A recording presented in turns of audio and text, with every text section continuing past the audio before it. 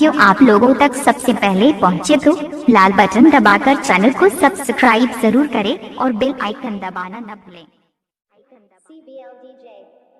और जहाँ तक पीने पिलाने की बात है मैडम, मस्ती की जान शराब में जो डूबा ना उभरे जिंदगानी ने, शराब में जो डूबा ना उभरे जिंदगानी ने, लाखों घर बर्बाद हो गए इस बंद बोतल की पानी में।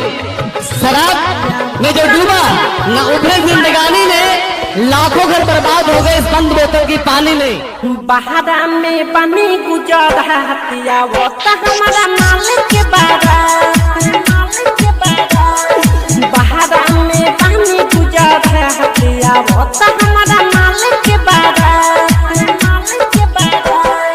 यहाँ पे ऊपर यहाँ से दिनों हतिया वो तो हमारा मालिक के बारात। दिल की क्या बात करते हो? मेरा हर दिल तेरी हर बात से अच्छा होगा, मेरा इकरार तेरी निगाह से अच्छा होगा।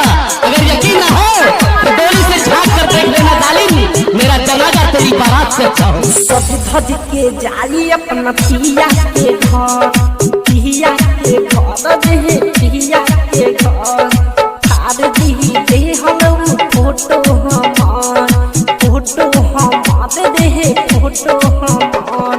सज धज के जाई अपना पिया के घर, थार दी दे हम फोटो हमार।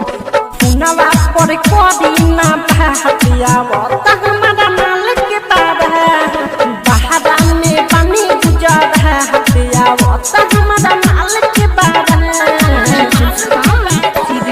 और मोहब्बत की बात की तो कहते हैं कि मोहब्बत करने वाले को दीवाना कह दिया, प्यार में जलने वाले को परवाना कह दिया, दफना दिया मोहब्बत को इन पत्थरों के नीचे। हम लोगों ने उसे ताजमहल का आशियाना कह दिया। संदीप अवधेश के वो मरल दिया जान, मरल दिया जान रे मरल दिया जान।